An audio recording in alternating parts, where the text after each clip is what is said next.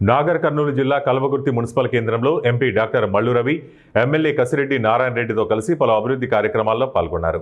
తెలంగాణ రాష్ట్ర ప్రభుత్వం ప్రతిష్టాత్మకంగా చేపట్టిన ఇందిరమ్మ గృహ పథకంలో ఇల్లు నిర్మించుకున్న లబ్ధిదారులచే గృహప్రవేశం చేయించి వారికి శాలువాలతో సత్కరించి శుభాకాంక్షలు తెలిపారు. అనంతరం కల్వకుర్తిలోని మహాత్మా జ్యోతిబా పూలే రెసిడెన్షియల్ పాఠశాలలో ఏర్పాటు చేసిన వేసవి శిక్షణ శిబిరాన్ని ప్రారంభించడానికి వచ్చిన ఎంపీ, ఎమ్మెల్యేలకు విద్యార్థులు ఘన స్వాగతం పలికారు. జ్యోతి ప్రజ్వలన చేసి శిబిరాన్ని ప్రారంభించారు. క్రీడాకారులను పరిచయం చేసుకుని ఎంపీ మల్లు రవి మాట్లాడుతూ, ఇలాంటి వేసవి శిక్షణ శిబిరాలు విద్యార్థులకు చాలా ఉపయోగకరంగా ఉంటాయని, అందులో క్రీడా శిక్షణ శిబిరాలు విద్యార్థుల నైపుణ్యాన్ని సానపట్టి వెలికి తీయడానికి ఆస్కారం ఉంటుంది కాబట్టి విద్యార్థులు చదువుతో పాటు క్రీడల్లో నైపుణ్యం సంపాదించాలని విద్యార్థులకు తెలియజేశారు. అనంతరం స్థానిక మాజీ సర్పంచ్ ఆనంద్ కుమార్ ఇంట్లో ఎంపీతో కలిసి ఎమ్మెల్యే మీడియాతో మాట్లాడుతూ, ఆర్టీసీ కార్మికులు కోరిన ప్రధాన డిమాండ్లు ప్రభుత్వం పరిష్కరించే దిశలో సానుకూలత ప్రకటించడంతో సమ్మె విరమించారని, తెలంగాణ కాంగ్రెస్ ప్రభుత్వం ప్రజాప్రభుత్వమని, సంక్షేమ పథకాలతో పాటు కార్మికుల సమస్యలను పరిష్కారం చూపుతుందని ఆశాభావం వ్యక్తపరిచారు. ఈ కార్యక్రమంలో మున్సిపల్ చైర్మన్ రత్నమాల, బాలాజీ సింగ్, కౌన్సిలర్లు, ఇతర ప్రజాప్రతినిధులు పాల్గొన్నారు. ప్రజలకు కొంత ఇబ్బంది ఏర్పడ్డది, వాళ్ళు కూడా ఆలోచన చేస్తున్నారు. అదేవిధంగా ప్రభుత్వం ద్వారా ఏదైతే ఆ రోజు చెప్పినారో దానికి అనుగుణంగా మరి ప్రభుత్వంలో విలీనం చేస్తామని చెప్పి వారికి మాట ఇవ్వడం జరిగింది. ఇంకొక కండిషన్ కూడా పిఆర్సీ కూడా వాళ్ళకు 11% అది ఇచ్చినందుకు వాళ్ళకి చాలా సంతోషంగా ఉంది. తర్వాత ఏదైనా అడగాలన్నా కూడా ఆ ఎంప్లాయీస్ తరఫుకెళ్ళి, ఆ కార్మికుల తరఫుకెళ్ళి ఒక యూనియన్ అనేది లేకుండా గతంలో బీఆర్ఎస్ ప్రభుత్వం ఇబ్బంది పెట్టినది.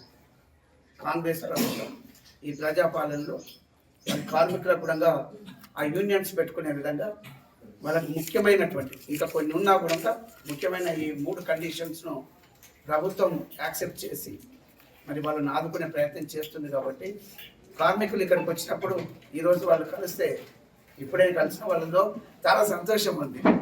అందరూ ఒక ప్రజాప్రతినిధి గెలిస్తే, ఓట్లేసి గెలిస్తే ఉంటుందో లేదో కానీ అంతకంటే ఎక్కువగా వాళ్ళకు సంతోషపడతారు.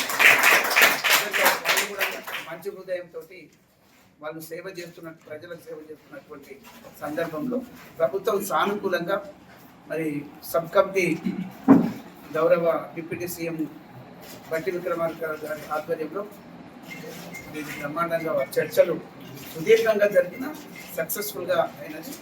ప్రజలకు మాత్రం ఒక 2 రోజులు ఇబ్బందికరంగా ఉన్నది. ఇవన్నీ చేస్తున్నటువంటి ప్రభుత్వాన్ని ఎప్పుడు ఇరుకాట పెట్టాలని చెప్పేసి ప్రయత్నం చేస్తూనే ఉంటుంది. కానీ ఒకటే నేను చెప్పేది, ఒకవైపు సంక్షేమం, కాంగ్రెస్ పార్టీ, కాంగ్రెస్ ప్రభుత్వం వచ్చిందంటేనే సంక్షేమం. అంతే విధంగా మన ముఖ్యమంత్రి రేవంత్ రెడ్డి గారు డెవలప్మెంట్ కోసానికి కూడా మంచిగా ఫండ్స్ ఇచ్చి అందరు మంత్రుల నుంచి ఇక్కడ దాదాపుగా ఒక 1100 పైన కోట్లతో 1100 కోట్ల పైన ఇక్కడ డెవలప్మెంట్ యాక్టివిటీస్ అవుతున్నాయి. ఓడిపోయినట్టు ఆరోగ్యశ్రీలో హాస్పిటల్తో బడ్జెట్ ఇవ్వలేకపోతున్నాం. అదే రకంగా స్కూలు ఫీజు రియంబర్స్మెంట్ ఇమీడియట్గా ఇవ్వలేకపోతున్నాం. ఇంకా కొన్ని ప్రామిస్ చేశాం, మహిళలకు 2,000 ఇస్తామని అవి కూడా ఇవన్నీ ఎందుకు, ఇవన్నీ ఇవ్వలేకుండా పోవటానికి మేము అహంభావంతో చేసేది కాదు. ఇవ్వలేకుండా పోవటానికి కారణం కూడా బీఆర్ఎస్, కేసీఆర్ బాధ్యుడు.